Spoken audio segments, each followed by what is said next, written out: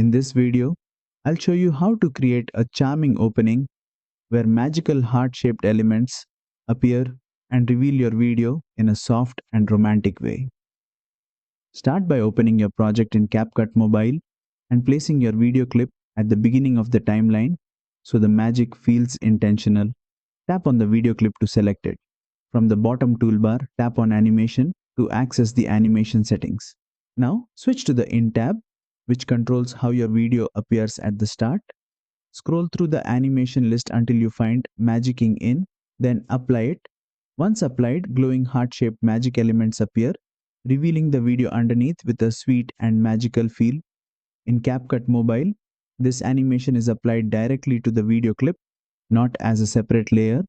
Use the duration slider to control how soft or energetic the magic feels.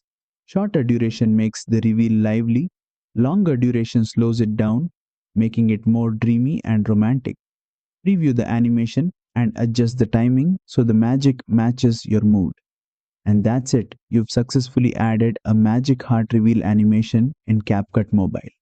If this tutorial helped you, don't forget to like, share, and subscribe for more CapCut Mobile animation tutorials.